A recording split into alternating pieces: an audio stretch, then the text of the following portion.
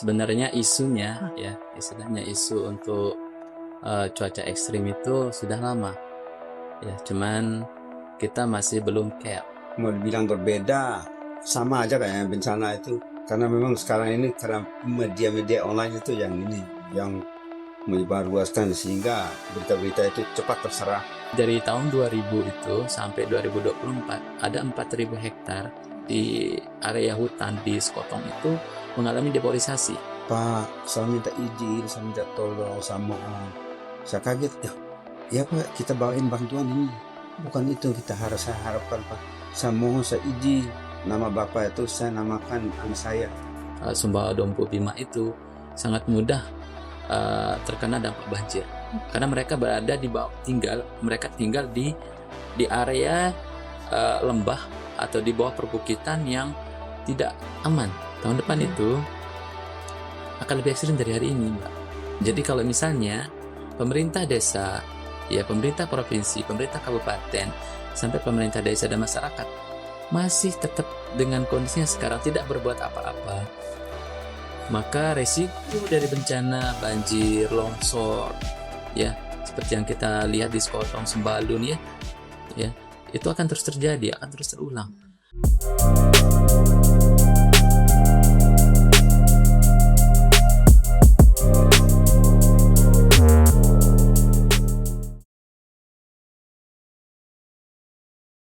Pemirsa NTB 1, kembali lagi bersama saya Sita Saraswati. Nah, beberapa waktu terakhir ini kita melihat berbagai wilayah di Nusa Tenggara Barat kembali mengalami bencana banjir yang hampir melanda di sejumlah kabupaten dan kota. Nah, peristiwa ini itu bukan lagi kejadian yang berdiri sendiri, melainkan mungkin bagian dari rangkaian bencana hidrometeorologi yang frekuensinya kian meningkat dalam beberapa tahun terakhir. Nah, kemudian kondisi ini menimbulkan pertanyaan mendasar. Nah, apakah yang kita hadapi ini itu merupakan siklus alam semata atau bagian dari dampak perubahan iklim yang semakin nyata? Nah, lebih jauh lagi kita akan mengulik mungkin bagaimana kesiapan daerah dalam membaca pola resiko yang berulang ini. Dan mungkin sejauh mana strategi mitigasi dan adaptasi yang telah dirancang secara sistematis untuk melindungi masyarakat. Nah, untuk membahas isu yang sangat hangat di kalangan masyarakat saat ini, nah kita menghadirkan dua perspektif yang saling melengkapi. Nah, pertama kita hadirkan dari segi keilmuan dan fisiknya, yaitu untuk memahami bagaimana sains menjelaskan perubahan pola cuaca, kemudian intensitas hujan ekstrim, serta implikasinya terhadap sektor pertanian dan ketahanan pangan. Kemudian yang dari sisi kedua kita akan mendengar cerita dari sisi kemanusiaan atau pengalaman lapangan yang merefleksikan bagaimana kebijakan dan sistem penanggulangan bencana yang dijalankan dalam situasi darurat serta tantangan sosial yang menyertainya. Nah, telah hadir bersama kita di ruang podcast saat ini ada Bapak Irwan dari dosen UIN Mataram, yaitu dosen ilmu kebumian dan perubahan iklim ya Pak, lulusan dari Tohoku University Jepang. Dan kemudian hadir narasumber kedua, Bapak Amran. Beliau ini memiliki pengalaman yang panjang dalam bidang penanganan kebencanaan di NTB. Selamat pagi Bapak Irwan dan Bapak Amran. Apa kabar Pak? Sehat-sehat? Alhamdulillah. Baik, selalu semangat. Oke, kita mulai untuk segmen pertamanya perihal soal pola kebencanaan dan perubahan iklim. Nah, mungkin saya langsung merujuk pada Pak Irwan nih. Nah, mungkin secara ilmiahnya Pak, apa yang sebenarnya terjadi dengan pola cuaca di NTB ini dalam beberapa tahun terakhir? Nah, khususnya adanya peningkatan intensitas hujan yang ekstrim ini, itu bagaimana ya secara langsung dapat dikaitkan dengan perubahan iklim itu sendiri. Silakan, Pak. Oke. Untuk masalah perubahan iklim ini sebenarnya isunya ya, istilahnya isu untuk cuaca ekstrim itu sudah lama. Ya, cuman kita masih belum care, belum perhatian ya dengan itu, dianggap sebagai suatu tidak mungkin ya, tidak mungkin. Pas kejadian kita kaget. Di satu sisi kita belum siap, ya. Kemudian masyarakat juga belum teredukasi dengan baik, sehingga tingkat literasi masalah perubahan iklim atau cuaca ekstrim itu masih sangat minim. Ya, mungkin dari dulu Mbak pernah dengar istilah global warming ya? Sudah dari dulu sekali, ya tahun 2000-an itu sudah muncul isu-isu global warming, tapi itu masih sekedar isu. Tidak ada orang yang percaya bahwa cuaca ekstrim atau pemanasan global itu akan terjadi. Nah, dan sekarang itu terjadi. Ya, baru kita rasakan dampaknya gitu.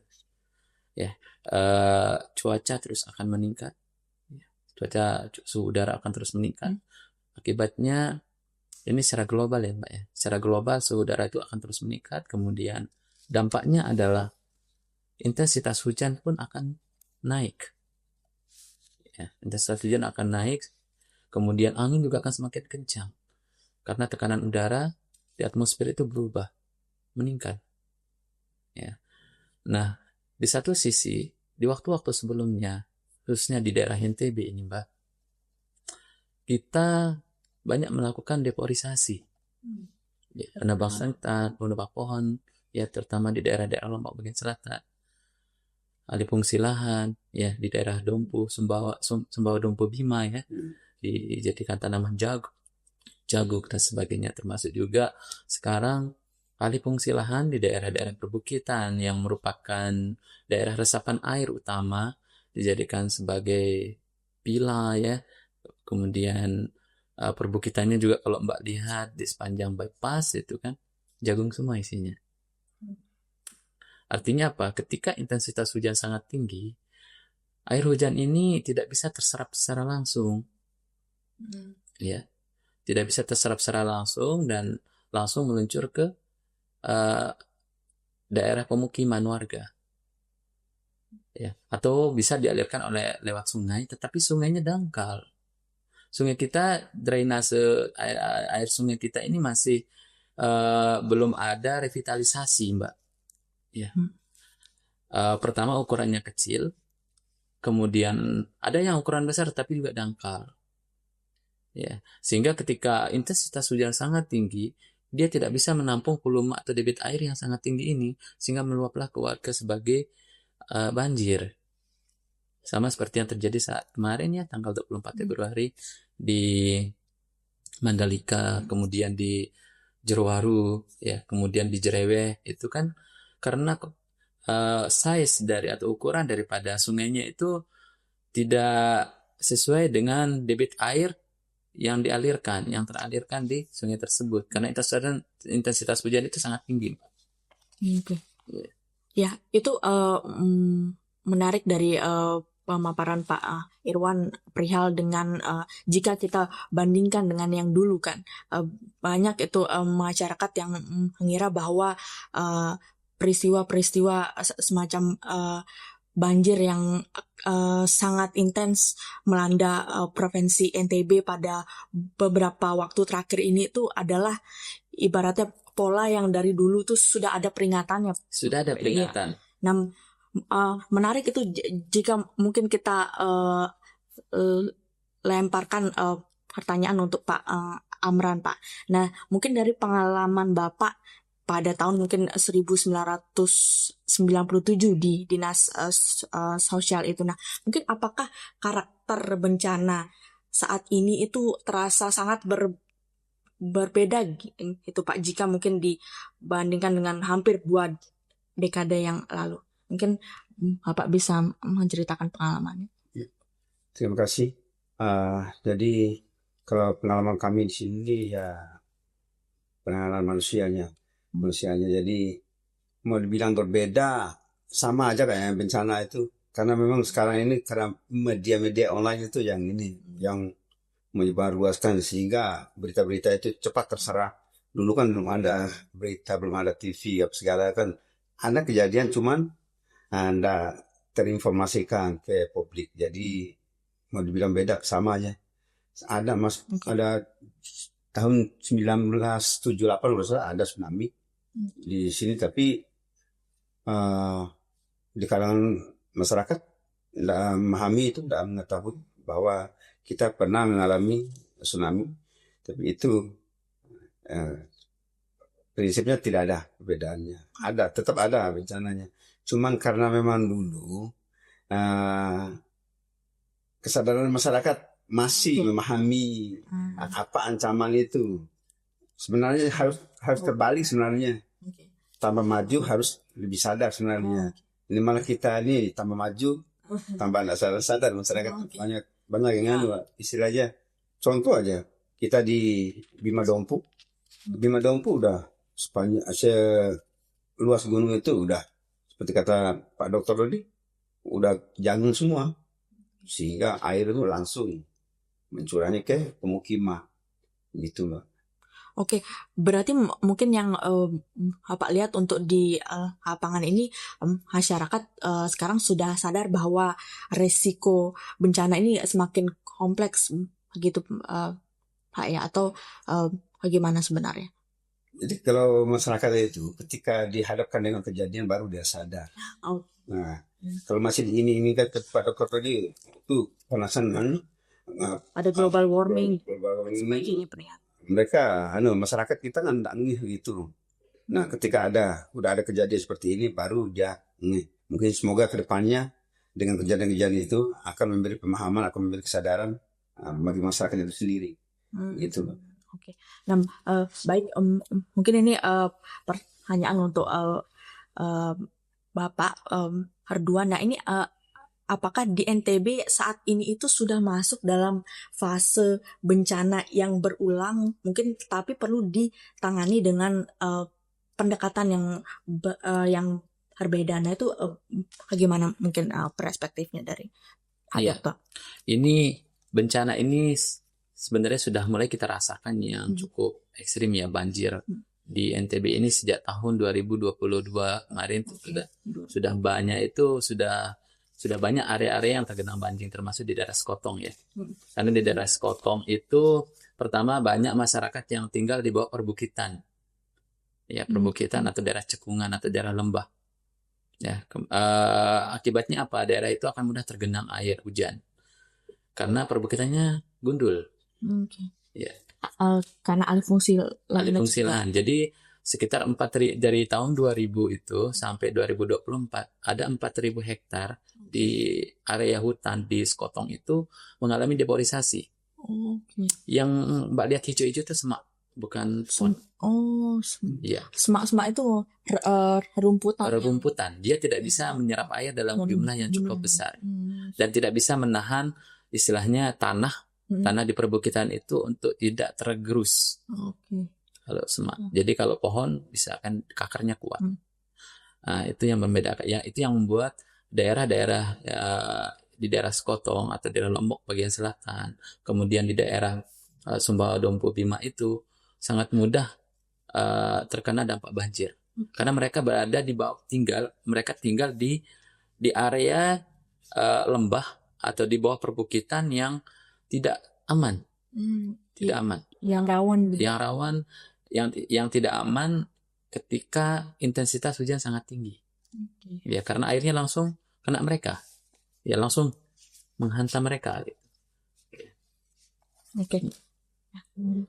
Siap mungkin untuk ininya Pak, mungkin dari sisi pemerintah sendiri kan Pak ada pengalaman panjang di Dinas Sosial dan PPPD. Nah, itu untuk bencana-bencana yang kita kerap kali alami sekarang ini, mungkin bagaimana pendekatan yang sekiranya itu bisa efektif dan efisien gitu ketika terjadi bencana. Ya. Jadi setahu saya ini walaupun saya tidak di Dinas Sosial lagi, tidak lagi di BPBD, setahu saya di Dinas Sosial itu ada kampung siaga bencananya. Di BPBD ada Destana, Desa Tangguh Bencana. Jadi di situ tuh ada pola pemberdayaan masyarakatnya. Jadi di situ masyarakat itu bagaimana menangani bencana secara mandiri. Kita ajarkan, kita sosialisasikan. Kalau mau mengurangi dampak risikonya. Jadi butuh sosialisasi terus menerus. Tidak hanya sekedar datang berkegiatan sosialisasi tapi tidak ada efeknya. Jadi harus terus menerus. Jadi bisa kita analogikan seperti masyarakat lah. Kita hidup di masyarakat. Masyarakat itu akan acuh tak acuh dengan keamanan malamnya. Nah, ketika kejadian maling baru mereka mengadakan ronda malam, mereka malam. Itulah bencana ini. Ketika ada bencana, baru mereka sadar, oh perlu ada ronda malam. Begitu juga kalau di bencana ini, tapi kita sayangkan juga. Mungkin kemampuan dari masyarakat juga terbatas. Seperti apa yang terjadi ini kan hampir tiap tahun. Rumah roboh akibat gelombang, ombak apa segala itu hampir tiap tahun. Cuman karena tadi itu alih fungsi lahan itu seharusnya dari bibir pantai ke daratan itu kan 100 meter. Harus ini bukan 100 meter lagi, di pinggir pantainya dibangun. Sudah dibangun. Nah, kesadaran masyarakat di situ kurang. Jadi mungkin butuh pendekatan yang lebih konkret lah dari pemerintah untuk merelokasi warga dengan pendekatan yang manusiawi lah gitu. Artinya mereka di situ mata pencaharian aja di situ. Kita akui mata pencaharian tidak bisa jauh dari pantai, tapi kalau relokasi di agak jauhan bisa mengurangi risiko. Di bagian yang amannya deh. Bagian yang aman. Okay. Siap. Saya tambahkan. Oke, sedikit. silakan Pak. Kalau menurut saya juga mungkin ini penting, Mbak. Artinya bagaimana cara kita meningkatkan literasi kebencanaan ke masyarakat biar mereka aware. Ya, biar mereka aware. Harusnya kalau menurut saya itu karena kita berada di daerah yang potensi bencananya tinggi ya. Kurikulum tentang kebencanaan itu harus masuk di sekolah. Ya, jadi sejak kecil mereka sudah dikasih edukasi, literasi tentang kebencanaan. Jadi bukan hanya sekedar teori, tapi mereka dipraktikkan. Ya, mulai dari level SD, SMP, SMA sampai universitas. Termasuk bagaimana mereka harus menyelamatkan diri juga ketika terjadi bencana tersebut. Ya. Kemudian yang kedua, karena kita sekarang ini istilahnya sudah kena basah ya dengan bencana ini ya. Program-program seperti yang tadi disebutkan sama Pak Amran itu mungkin perlu dimaksimalkan, misalnya desa tangguh bencana, ya. Karena biar maksud saya itu biar pemerintah desanya benar-benar bergerak, artinya bergerak untuk memitigasi daerahnya, ya. Biar jangan sampai kasus yang sama terulang lagi. Mereka harus bergerak bersama warga. Kalau misalnya masalahnya di sistem drainasenya, mereka harus sama-sama bergerak memperbaiki drainasenya. Ya. Kalau misalnya butuh alat berat seperti bego misalnya ya untuk memperdalam aliran sungainya karena dangkal ya, itu mereka harus mungkin bisa bekerja sama dengan pemerintah kabupaten atau provinsi ya, dengan untuk menggunakan alat berat gitu untuk menggali ya, sehingga ke depan bencana banjir dan longsor di daerah tersebut itu bisa diminimalisir. Karena mau tidak mau tahun depan kan lebih ekstrim ya. Tahun depan itu akan lebih ekstrim dari hari ini, Mbak. Jadi kalau misalnya pemerintah desa, ya pemerintah provinsi, pemerintah kabupaten, sampai pemerintah desa dan masyarakat masih tetap dengan kondisinya sekarang tidak berbuat apa-apa, maka resiko dari bencana banjir, longsor, ya seperti yang kita lihat di Sekotong, Sembalun ya itu akan terus terjadi, akan terus terulang. Di daerah Sembalun Kusuk itu batuan-batuan yang sudah lapuk ya, atau di sana kalau kemarin kami melakukan pemetaan Mbak di daerah Sembalun itu debu vulkanik atau vulkanik es yang ada di perbukitan itu sangat tebal. Debu-debu vulkanik itu sifatnya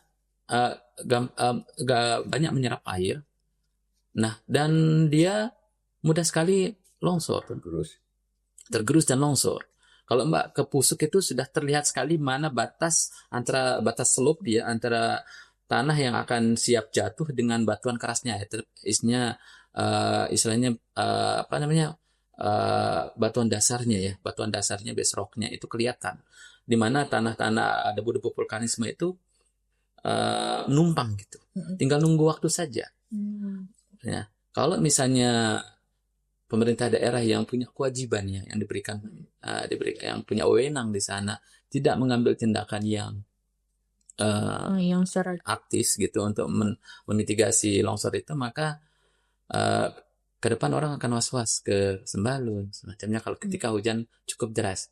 Dan kalau misalnya nanti ketika terjadi banyak korban kan, akibatnya apa, Mbak? Akibatnya masyarakat yang dirugikan ya, karena kelalaian dari pemerintah yang tidak melaksanakan tanggung jawabnya dengan sangat baik. Oke, siap. Berarti ini kita lebih menekankan pada kolaborasi dan sinergi yang kuat, betul, ya, antara betul. Ya, masyarakat, pemerintah, kemudian akademisi untuk sama-sama. Dan pemerintah juga perlu melakukan kerjasama dengan universitas. Okay. Misalnya di universitas kan ada program KKN, ya, istilahnya pengabdian masyarakat. Atau di UIN Mataram itu ada program KKP, ya. Mungkin peningkatan literasi atau pemahaman tentang kebencanaan itu bisa diselipkan di sana.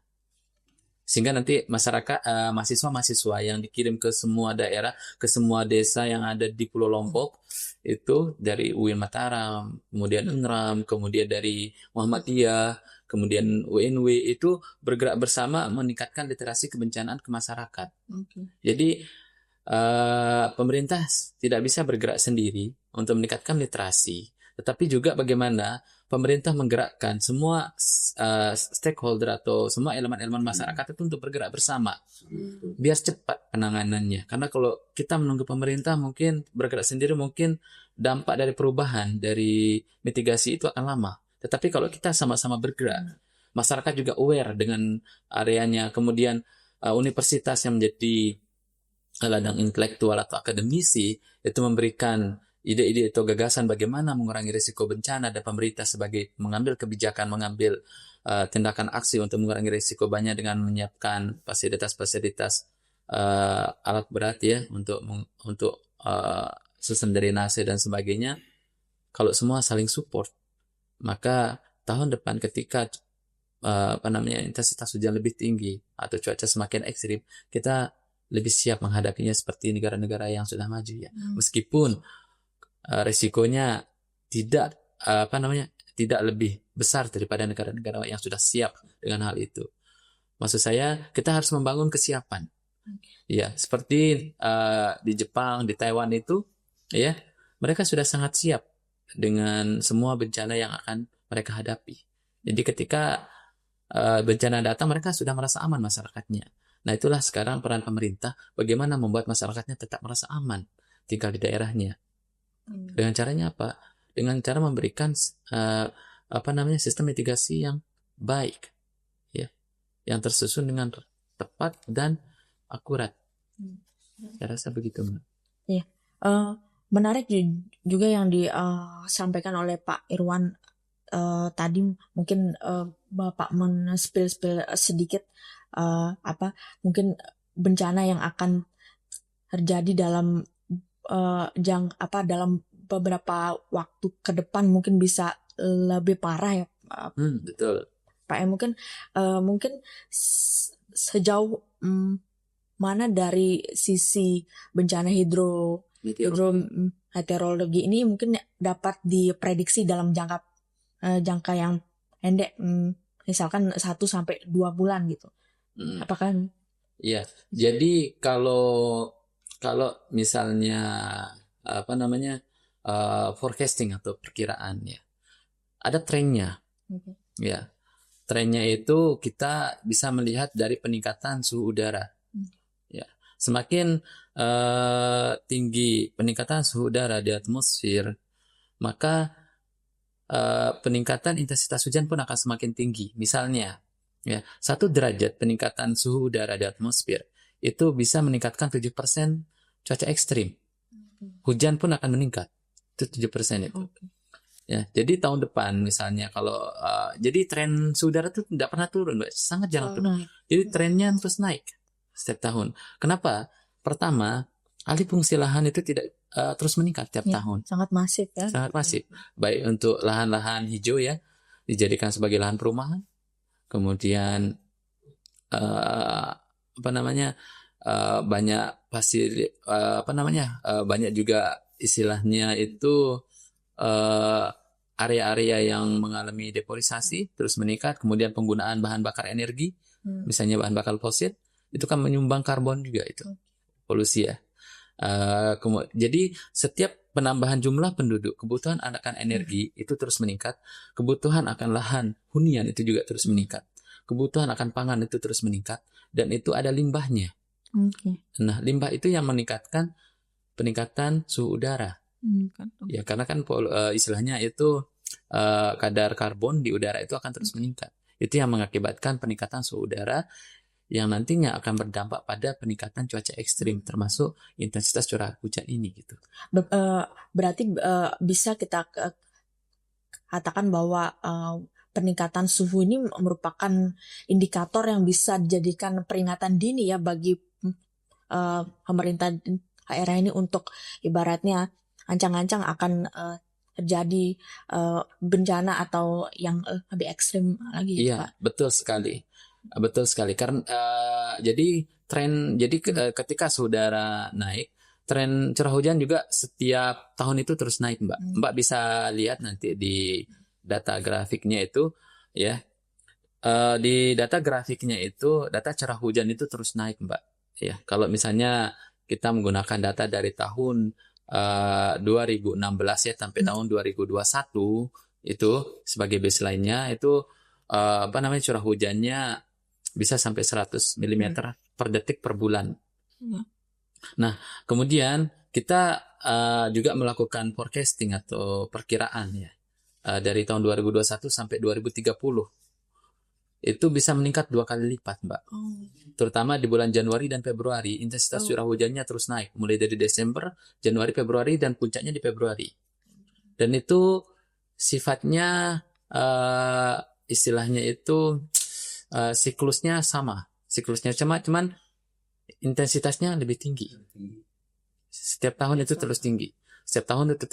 Kemudian kita lakukan kalau misalnya kita lakukan forecasting lagi dari tahun 2031 sampai tahun 2040 itu sampai 2 kali lipat itu. Mulai bulan November mulainya, bukan lagi Desember. Tahun 2040 itu ya sampai 500 mm per detik, milimeter per bulan intensitas curah hujan. Jadi lebih panjang. Jadi 4 tahun ke depan kita juga harus siap dengan kondisi cuaca atau curah hujan yang lebih besar. Iya. Berarti itu yang patut diwaspadai oleh semua pihak lagi. Iya, diwaspadai dan harus ditindaklanjuti. Karena kalau hanya waspada dan kita merencanakan itu sudah terlalu lama. Kita harus selesai di tahap perencanaan ini. Karena perencanaan ini saya rasa atau berpikirnya sudah terlalu panjang kita. Sudah banyak masukan-masukan dari ahli-ahli bencana ya, dari forum pengurangan risiko bencana, saya sudah banyak memberikan masukan. Pemerintah daerah sekarang tinggal pemerintah daerah bagaimana menggerakkan semua elemen masyarakat untuk mengambil aksi yang tepat. Bergerak bersama. Bergerak bersama itu kata kuncinya ya untuk Pak Irwan. Oke, menarik yang sebagaimana yang sudah dikatakan Pak Irwan tadi mengenai mungkin indikator yang bisa menjadi peringatan dini bagi masyarakat kita perihal tentang kebencanaan yang semakin hari yang semakin wajib kita waspada ini. Nah, mungkin bergerak ke lapangan Pak Amran, mungkin sepengalamannya Pak Amran kan di lapangan ini, mungkin apakah tanda-tanda yang biasanya itu muncul sebelum terjadinya bencana besar kan? Apalagi kan kita ketahui bahwa NTB ini kan cukup banyak punya histori kebencanaan yang seperti dikatakan tadi itu seperti banjir, tanah longsor, kemudian pernah juga terjadi tsunami kecil kan Pak. Nah itu sepengalamannya Bapak di lapangan itu. Nah, mungkin kan kita orang Lombok kan sering adanya mitos-mitos atau apa gitu. Nah, mungkin bisa Nah ya, jadi pengalaman di ini aja di 2018. Kita ambil contoh di gempanya.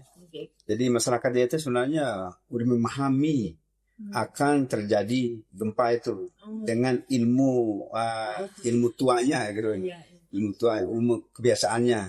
Jadi mereka menceritakan ke saya waktu gempa itu air sempat surut, air laut sempat surut sampai 100 sekian meter ke dalam, akan ada tsunami.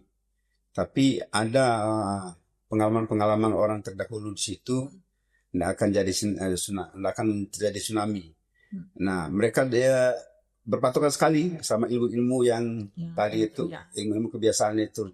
Nah, maksud saya kembali ke pemberdayaan masyarakat tadi, Mbak. Bagaimana elemen-elemen masyarakat itu bergerak bersama. Tidak hanya pengetahuan itu hanya dikonsumsi semua hanya segelintir orang aja. Ya kan yang tahu membaca peta alam di masyarakat kan biasanya orang-orang tua kan. Biasa ada burung apa, ular keluar segala itu akan terjadi gempa segala. Itu biasanya orang-orang lama yang tahu. Jadi maksud saya pemberdayaan masyarakat itu sangat dibutuhkan ketika penanganan gempa. Bencana ini. Contoh saya 2018 itu kan tentu semua kita untuk meminimalisir korban atau risikonya. Contoh 2018 itu saya tanggal 29 Juli gempa pertama ke Sembalun saya. Nah, karena di dinas sosial itu sudah ada lumbung, Pak. Lumbung bencananya ada di setiap desa enggak? Sebenarnya kami di dinas sosial dulu. Lumbung pangan deh. Lumbung bencana. Di situ tuh ada logistiknya, ada tendanya, minimal dia bisa melakukan pertolongan pertama terhadap korban. Betul, kejadian di Sembalun itu kami belum sampai di sana, masyarakat sudah mendirikan tenda untuk ibu-ibu hamil, untuk anak-anak kecil. Jadi artinya seperti kata Pak Dokter tadi, ketika ada kejadian apa segala itu, resiko-resiko itu bisa diminimalisir dengan adanya pemberdayaan masyarakat tadi itu. Oke, nah kan melihat Hadi dari sisi pemberdayaan masyarakat, kemudian yang menarik juga dipaparkan oleh Pak Dokter itu terkait dengan tindak lanjut yang sebaiknya menjadi atensi dari pemerintah daerah itu sendiri. Nah, kan Bapak yang sejauh ini yang juga berkecimpung di pemerintahan itu mungkin bagaimana apakah sistem kesiapsiagaan kita yang ada di pemerintahan ini tuh sudah cukup responsif, Pak, untuk merespon mungkin perihal dengan peringatan-peringatan ini yang disampaikan oleh Pak Dokter tadi. Kalau tingkat provinsi bisa kita bilang udah ada kesiapan itu, kesiapsiagaannya ada di BPBD itu ada pusdar-opnya, jadi mereka memantau terus kejadian-kejadian itu. Tapi di bawah ini di masyarakat ini, sementara bencana ini tidak kita bicara terkait dengan petugas di provinsi, tapi bagaimana menyelamatkan korban yang ada di wilayah bencana. Seperti tadi saya bilang tadi itu, pemberdayaan menahan masyarakat itu harus dilakukan. Tapi kembali lagi kemampuan pemerintah. Pemerintah mau, semua yakin, pemerintah manapun mau mengayomi masyarakat dengan baik. Tapi kemampuan dari materi dari anggaran dari pemerintah terbatas, Mbak. Contoh, kami bisa membentuk kampung siaga bencana atau destana di setiap desa atau setiap kecamatan, bisa kita. Tapi untuk menghidupkan lagi itu setelah berjalan setahun, mati suri, jalan setahun mati suri, itu terus karena tidak lanjutnya, karena terbentuk kemampuan anggaran itu sendiri. Nah, di situ itu butuh kesadaran masyarakat, kesadaran pemerintah desa sebenarnya. Pemerintah desa sudah punya anggaran. Itu dibolehkan, Pak. Dibolehkan untuk penanganan bencana anggarannya itu sekian persen kalau salah ada aturannya bahwa dana desa itu bisa dimanfaatkan untuk penanganan bencana mau ketika terjadi bencana atau pascanya bisa dimanfaatkan di situ. Saya tambahkan sedikit Ya, silakan. terkait dengan membangun kesadaran masyarakat itu, masyarakat harus juga sadar ya, sadar bahwa daerahnya itu berisiko tinggi. Kalau mereka sudah sadar bahwa daerahnya berisiko tinggi terhadap bencana, mereka harus menjaga lingkungan atau menjaga diri juga atau memitigasi diri juga. Ya, tindakan-tindakan apa yang harus dilakukan gitu. Pemerintah desa sebagai lead-nya, pemimpinnya itu harus banyak berkoordinasi dengan masyarakat bagaimana mengurangi risiko bencana di daerahnya. Jadi jangan menunggu ada anggaran gitu. Karena nanti kalau mereka tidak berbuat, mereka yang akan jadi korban. Ya, mereka akan jadi korban dari bencana tersebut, misalnya banjir atau tanah longsor. Ya, kalau masyarakat tidak bergerak atau menunggu ada anggaran, maka mereka tidak akan pernah bergerak. Saya Destana seperti yang tadi tidak bisa hidup lagi karena anggaran tidak ada. Berarti kan sebenarnya masyarakat istilahnya tidak peduli. Belum ada kesadaran itu. Belum ada kesadaran. Padahal daerahnya adalah daerah risiko tinggi bencana.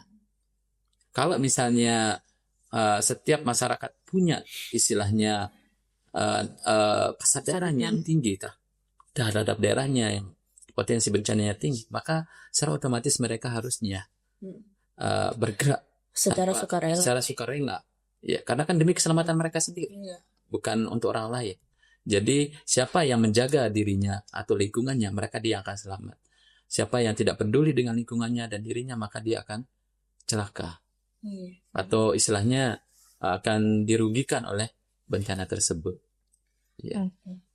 Menarik itu yang seperti pemaparan yang Pak Dokter sudah sampaikan tadi itu. Nah, mungkin sekarang kita beralih ke dampak pada pertanian dan ketahanan pangannya.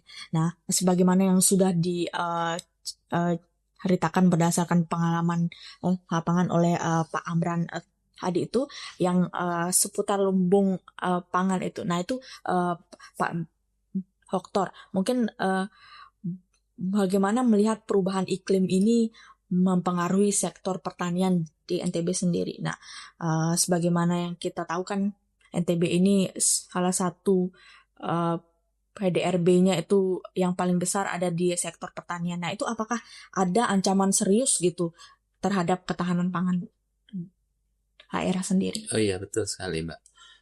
Jadi semua data itu kan ada di pemerintah yang punya ya, termasuk BMKG kan punya data semua. Nah, sekarang bagaimana menggunakan semua data itu digunakan oleh pemerintah untuk memberikan edukasi ke masyarakat atau para petani ya.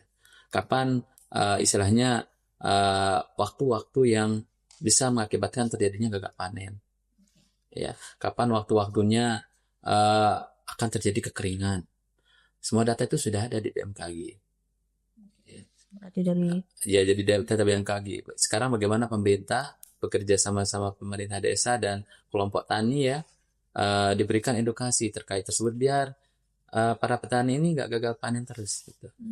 Apalagi mereka masih pemahamannya terkait cuaca ekstrim atau iklim itu sangat minim. Iya, benar. Iya. Maksud saya untuk memitigasi kegagalan panen itu masyarakat juga harus paham terhadap perubahan iklim, kemudian kapan waktu panen yang baik dan jenis tanaman yang harus ditanam. Ya, ketika musim, kebanyakan kita kan di masyarakat itu Mbak tanam padi terus, ya tanam padi terus gitu ya. Tetapi setiap sepanjang tahun itu Mbak kita menanam padi terus. Nah, ketika hujan besar, maka itu bisa mengakibatkan tanaman tersebut bisa rusak gitu. Bisa gagal panen. Berarti dari sisi pemerintah sendiri itu sudah punya data yang lengkap dan komprehensif dari betul. Di BMKG itu sendiri, dan bagaimana akhirnya data itu bisa diterjemahkan untuk diberikan semacam edukasi dan sosialisasi ya Pak, Iya, betul. untuk para petani agar apa ya, untuk bisa meminimalisir lah terjadinya Kegagalan panen. panen yang sering terjadi di kala cuaca ekstrem ini. Ya, cuaca buruk. Ya. Nah mungkin Pak Amran, kalau di lapangan sendiri itu kalau terjadi banjir ataupun kekeringan lah yang dirasakan bagi para petani itu, mungkin apa yang Pak punya pengalaman atau yang bisa dibagikan oleh masyarakat? Saya kebetulan S1 saya itu fokus melakukan penelitian di Desa Ganting. Desa Ganting kan kering sekali. Dampak sosial bencana kekeringan, masih ingat saya judul skripsi saya yang S1 dari STKS Pandu. Dan di situ itu yang saya dapat cerita itu mereka tidak ada kalau lagi musim 2012 dan 2013 saya penelitian. Jadi informasi dari masyarakatnya itu tidak ada lagi saudara di situ. Kalau sudah datang keringan. Dan tukang penjaga air apa namanya? Pekasi itu istilah mereka harus punya nyawa 11 Mbak. Karena terancam terus. Karena terancam karena dia musim kering ini betul-betul terdampak kalau di wilayah selatan kita. Kebetulan saya meneroping air bersih di wilayah selatan, Lombok Tengah, Lombok Timur itu sekian tahun saya di dinas sosial, saya laksanakan langsung sendiri. Dan di situ tuh betul coba tidak ada laut di pinggirnya, masyarakat itu mungkin tidak bisa hidup. Karena kan lahan pertanian apa segala kan kering. Sumber air bersih berharap dari ada sumber kalau Pak Dokter tahu di bagian selatan ada sumur tutu namanya. Sumur tutu itu konon ceritanya digali sama Tuan Guru di daerah di pom bensin di pelabuhan 2. Di situ apa namanya? Di Jerowaru. Di Jerowaru itu ada sumur tua. Di situ tuh mau hujan mau panas air tetap tersedia. Nah, di situ sebenarnya sudah ada tersedia air. Tapi kembali lagi tadi Mbak, sadar masyarakat. Pemerintah sudah mengalirkan air itu melalui pipa-pipa. Tapi pipa-pipa itu dirusak. Karena di situ ada kepentingan bisnis juga Mbak. Kepentingan bisnis masyarakat. Karena di situ kan masyarakat mencari makan dengan tangki air bersih. Oh, dengan berjualan air ya Pak? Berjualan air. Satu tangki mereka dapat 2.000, 250 sekali. Tergantung dari alokasi yang dibawa. Kalau dari pemerintah mereka dapat gratis. Nah di situ kita kendalanya. Nah kendala kita waktu saya negosiasi sama pemimpin yang mengelola air bersih tangki itu. Saya negosiasi, oke, pemerintah bisa masuk 2 hari. Tidak boleh lebih dari situ, kalau lebih kami tahan. Kita harus juga jaga aman juga. Kita hanya bisa dibatasi 2 hari saja. Ke dusun mana yang paling jauh dan dusun mana yang paling terdampak.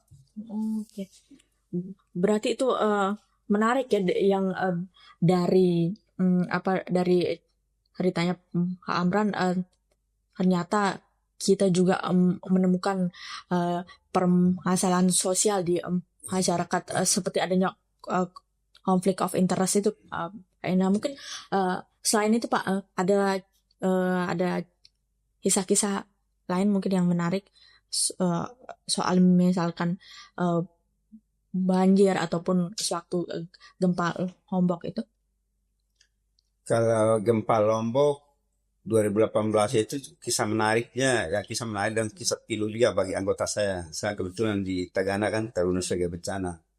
Nah, di situ tanggal 5 Agustus saya turun. Saya sedih tanggal 5 Agustus itu saya turun sama anggota saya pakai truk. Sebelum sampai Gunung Sari saya udah diguncang lagi oleh gempa yang 6, sekian itu, yang paling besar. Dan di situ kami melakukan langsung evakuasi masyarakat yang keluar dari gang itu udah angkat korban dari gempa itu. Terus kami bangunkan tenda di lapangan Gunung Sari untuk sementara, karena memang tenda kita bawa pulang dari sebagian kita bawa pulang dari Sembalun sama anggota. Nah, dari situ kami bergerak sampai 3 bulan non-stop untuk menangani. Kami tidak pulang ke rumah, Mbak. Uniknya itu saya sebagai koordinatornya, karena memang mereka sudah lama meninggalkan anak istri ya. Keluarga dulu. Sebisa mungkin saya bisa menyenangkan mereka. Mereka minta, Bang, kita mau belikan sate pusuk untuk anak istri, sate renyuk. Oke, kita beli, tapi kita batasin jumlahnya masing-masing 50.000 aja ya. Oh iya Bang, sekian orang. Lebih kurang 7 orang waktu itu, ada di belakang, ada di depan. Mereka beli sate masing-masing 50.000, saya bayarin.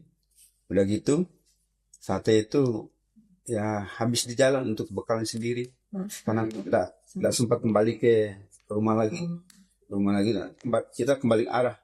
Kita ke posko induk, ke gudang logistik. Kebetulan waktu itu saya jadi kepala gudang logistiknya. Kita prepare lagi, kita siapkan betul apa segala, kita naik lagi. Karena di KRGU waktu itu jam 12 malam kita nyampe di KRGU itu jam 7 ketika kita bantu lagi di lapangan Gunung Sari dulu jam 7. Nah uniknya di situ saya sama anggota lagi bangun tenda Pak Dokter, datang kadus nyodorin daftar warga yang membutuhkan nasi bungkus. Karena memang saya waktu itu jadi koordinator dapur umum di gempa 2012 itu. Sodorkan, tapi karena tadi itu kembali ke pekerja sosial. Pekerja sosial itu bagaimana seni kita mengolah jiwa kita, mengolah pikiran kita, mengolah perilaku kita terhadap lawan kita bicara. Kandus masyarakat dalam keadaan panik, dalam keadaan kita keras, mereka lebih keras lagi. Tapi kita karena memang di STK itu belajar terkait dengan situasi seperti itu, kami bisa mengendalikan. Pak Kadus, mohon maaf, kami baru bangun tenda untuk bangun dapur umum, mohon dimaklumi. Tapi tetap marah. Tidak, anggota saya sendiri sarapan waktu itu saya ingat sekali pakai jeruk, Mbak. Mereka belum ada sarapan pakai jeruk, maka karena toko segala semua tutup, nggak ada kita akses. Kita bawa beras sama mie aja, mie telur kita yang ada cepat, yang penting ada jeruk juga mereka. Nah Pak Kadus juga menyaksikan, mohon pengertian Pak Kadus, tapi namanya juga udah lagi udah jadi korban keras. Kita cari kembali seni kita sebagai pekerja sosial yang menangani kasus-kasus permasalahan sosial di lapangan. Kami rangkul apa segala, sehingga ujung-ujungnya mereka yang bantu kami masak. Proses membangun tenda apa segala itu mereka, masyarakat sekitar di lapangan Tanjung bantu sehingga pertolongan terhadap bayang, karena memang udah berapa sekian jam dah makan dah minum, masyarakat udah panik. Kami melakukan pertolongan pertama dengan nasi bungkus itu, nasi bungkus air kardus apa segala kita bagikan. Alhamdulillah ya, walaupun ada berita di KLGU itu masih ada dibayar, masih ada 1 minggu, malah itu 1 minggu setelah gempa besar itu masih ada yang belum dapat bantuan karena memang dia masuk ke dalam dan hutan. Ada salah satu dusun di situ. Berarti yang susah diakses. Ya, online memberitakan, dan Pak Kadis waktu itu Pak Hasanul Halik foto koran langsung kirim ke saya. Aran jam 10 malam itu, Aran ini dusun, salah satu dusun yang belum ditangani, bisa diatensi. Saya langsung naik jam 12 malam, saya naik ke Bayan Pak, dari posko provinsi.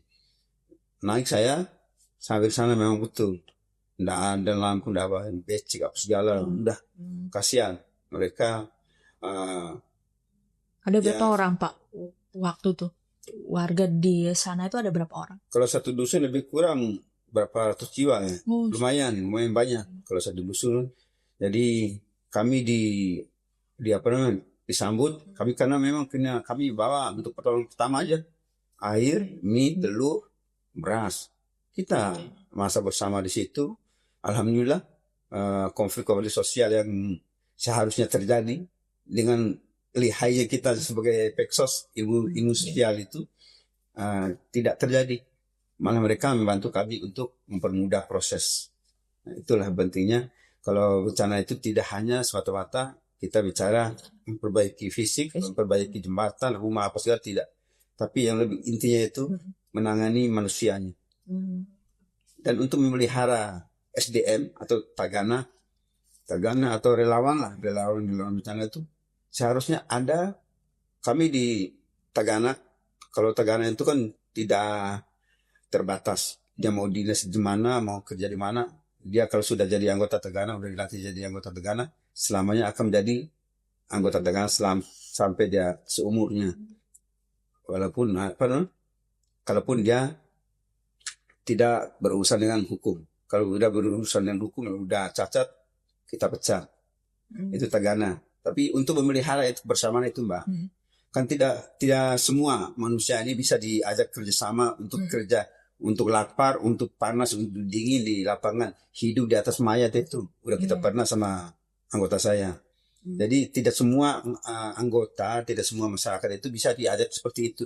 Sementara Tagana ini kan dari masyarakat Mbak. Hanya dipakaikan baju seragam aja. Nah, ketika kami untuk memelihara kebersamaan itu, kita setiap tahun Tagana itu ada istilahnya merayakan ulang tahun bergilir di kabupaten kota. Dianggap tahun kemarin di Pulau Sumbawa, di sini Lombok tahun sekarang di kabupaten mana. Begitu juga tingkat nasionalnya Mbak. Giliran itu cara memelihara kebersamaan Tagana itu. Nah, kalau dibilang kegiatan itu hanya seremonial, malah seremonial itu lah yang bisa membangkitkan dan mengeratkan kebersamaan mereka, sehingga ketika ada bencana itu mereka tidak perlu lagi kita telepon. Ada bencana, ada informasi di grup, langsung ngumpul di posko, berangkat kita, sehingga tadi itu pengurangan risiko bencana itu betul-betul terlaksanakan gitu Mbak. Wah, saya mendengarkan cerita dari Pak Amran tadi tuh sangat inspiratif sekali gitu loh. Saya seminggu udah 2 minggu di lapangan di Tanjung, kembali ke rumah dengan itu hari pertama gempa.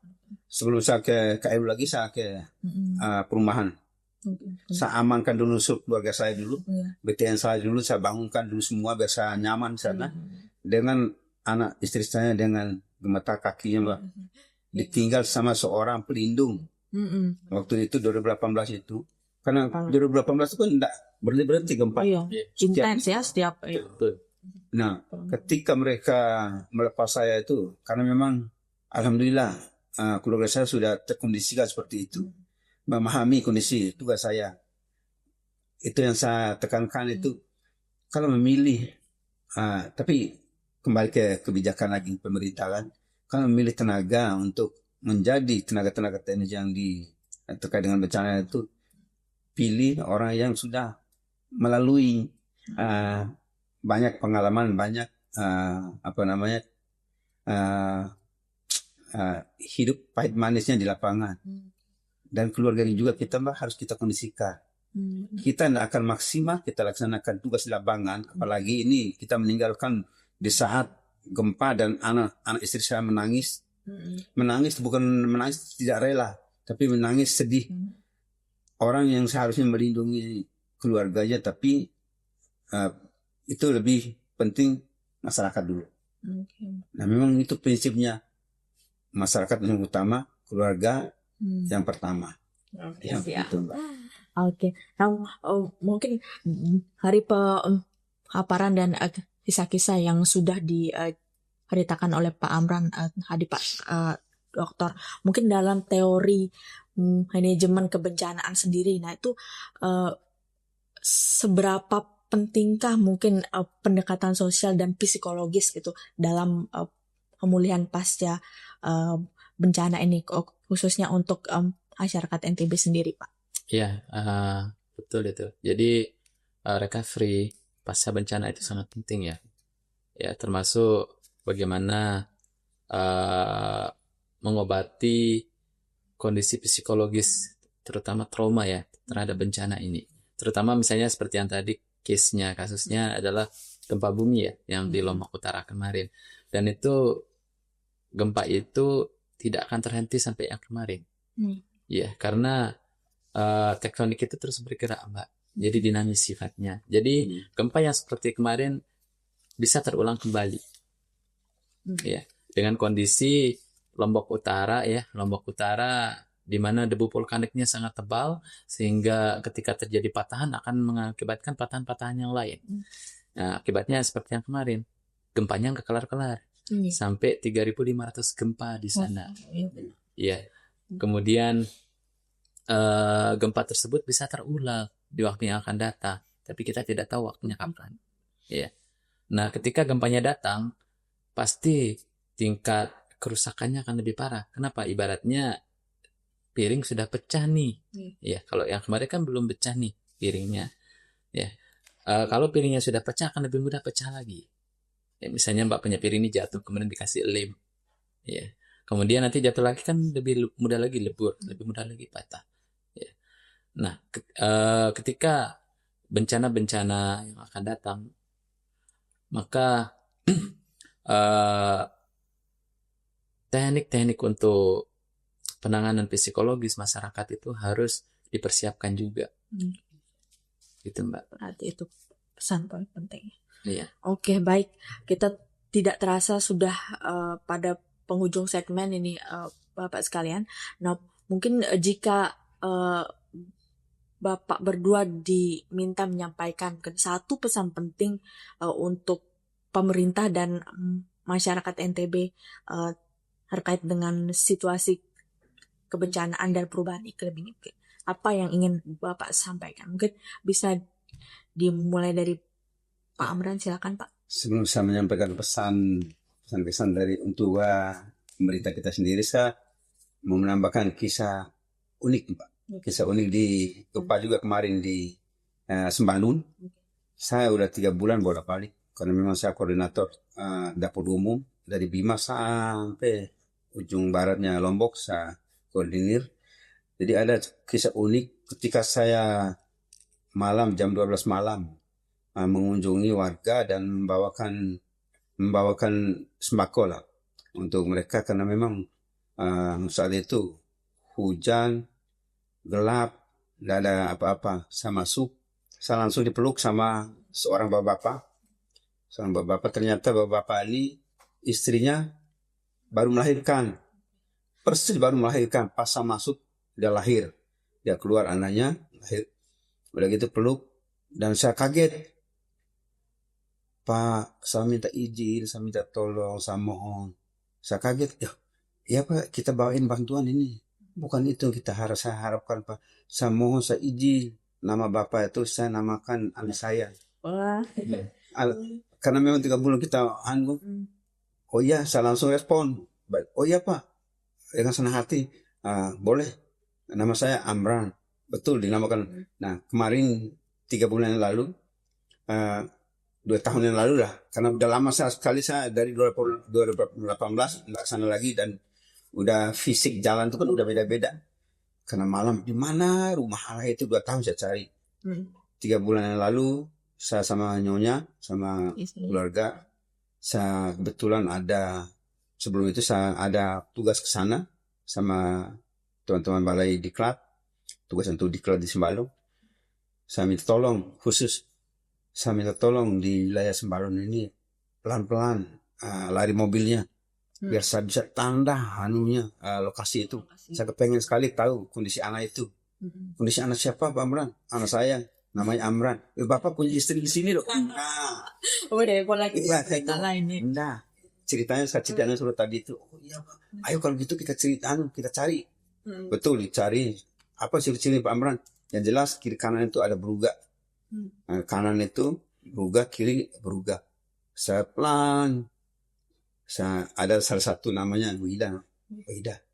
Kayak di sini rumah anak itu sebelah kanan ini. Saya turun, saya tanya yang berugak sebelah kiri, Bu, ingin bertanya rumahnya Amran di mana di sini? Oh itu orang tuanya, langsung tunjuk ya. Ke arah situ. Betul ini. Saya datang, terus anak itu baru ngaji dipanggil.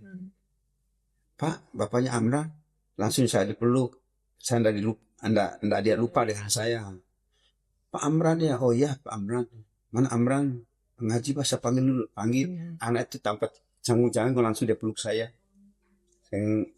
Canggung. Alhamdulillah. Respon sama anunya pas segala dan mau ngaji mau sekolah lebih baik, kita kirimkan apa kebutuhannya dengan itu. Nah, untuk harapan ke pemerintah, ya pemerintah itu kita tentu akan melakukan hal yang paling baik lah untuk masyarakatnya. Jadi maksimalkan kegiatan-kegiatan kemanusiaan itu, jangan anggap seremonial. Seperti Tagana melakukan kegiatan bola tangan setiap tahun itu kan, itu untuk membangkitkan semangat mereka untuk membantu orang lain. Maksimalkan dan support mereka dengan anggaran. Begitu juga kalau niat saya kemarin kalau masih lama di sosial atau di BPBD, saya mau memanggil kampus bencana ini untuk berkumpul di Mataram. Sekian puluh orang tiap kelompok, tentu akan bisa ngumpul orang 1.000 lebih Mbak. Kalau sekali dikumpulkan, mereka sebenarnya anggota-anggota kami ini tidak menuntut banyak sebenarnya sama pemerintah itu. Support dengan anggaran kecil, mereka akan datang. Yang penting ada pengakuan. Itulah yang saya tahu Mbak. Yang saya tahu, mereka Tagana tidak digaji Mbak. Insentif cuma 250.000 per bulan, habis di jalan sekali jalan. Mereka keluarin uang untuk rokok, untuk minum secara pribadi Pak. Kalau ke lapangan itu tidak dibayar. Kalau ada insentif 100.000 per hari katanya tidak bisa dibayar juga. Nah itu harapan saya, perhatikan teman-teman relawan bencana ini gimana bentuknya. Terserah pemerintah gitu ya. Siap. Terima kasih Pak Amran. Dan mungkin dari Pak Dokter sendiri, apa satu pesan pentingnya untuk pemerintah dan masyarakat terkait dengan perubahan iklim dan bencana ini? Oke. Indonesia saat ini ya hampir merata di semua daerah itu terancam dengan bencana hidrometeorologi, termasuk di Nusa Tenggara Barat. Untuk itu, kepada semua masyarakat, terutama di daerah-daerah yang memiliki tingkat potensi ancaman bencana hidrometeorologi termasuk banjir, longsor, ini harus mulai saat ini ya peduli dengan lingkungannya. Jika merasa daerahnya terancam oleh banjir, aliran sungainya tidak bagus, sungainya tidak luas atau dangkal, harus mulai bergerak. Ya. Memperbaiki sistem drainase sehingga aliran air itu cepat. Kemudian bagi yang tinggal di daerah lembah atau di bawah perbukitan, jika merasa tidak aman di sana, maka mulailah untuk menanam pohon. Jika mau tetap tinggal di sana dengan aman. Sehingga daerah tersebut bisa menjadi daerah resapan air dan masyarakat yang tinggal di daerah perbukitan itu tetap aman. Jadi kita semua harus bergerak dari sekarang jika kita memang mau mengurangi dampak dari risiko bencana hidrometeorologi ini, karena tahun depan mungkin akan banyak siklon-siklon tropis yang akan berpotensi menghasilkan genangan-genangan banjir di semua daerah. Jadi kalau kita memang mau selamat dari bencana siklon tropis tersebut, maka kita harus mulai dari hari ini. Jangan saling menunggu, tetapi kita harus sadar bahwa bencana itu sudah dekat dengan kita dan harus bersiap diri dengan menjaga lingkungan dan memperbaiki lingkungan yang mungkin sudah rusak saat ini. Jadi kita harus bergerak bersama untuk memitigasi bencana alam ini. Terima kasih. Baik, mungkin dari diskusi kita pada hari ini kita mendapatkan satu pemahaman penting ya, yang sebagaimana tadi yang sudah dipaparkan oleh Pak Dr. Irwan itu, bahwa bencana itu bukan lagi peristiwa yang insidental, melainkan resiko yang harus dikelola secara sistematis ya Pak ya. Nah, kemudian dari pengalaman lapangan Pak Amran sendiri, kita melihat bahwa perubahan iklim ini menuntut kita untuk tidak hanya responsif Pak, tapi juga adaptif, melihat masyarakat di lapangan, serta pengalaman lapangan juga mengajarkan bahwa kesiapan itu bukan sekadar rencana di atas kertas ya, melainkan itu harus adanya kerja-kerja kolektif yang berkelanjutan. Nah, pertanyaannya itu bukan apakah bencana akan terjadi, tetapi melainkan seberapa siap kita menghadapinya. Nah, terima kasih banyak untuk Pak Irwan dan Pak Amran atas pandangan dan refleksi yang sangat berharga untuk kita. Nah, semoga diskusi kita pada hari ini merupakan bagian dari upaya bersama dalam memperkuat ketahanan Nusa Tenggara Barat ke depannya. Terima kasih.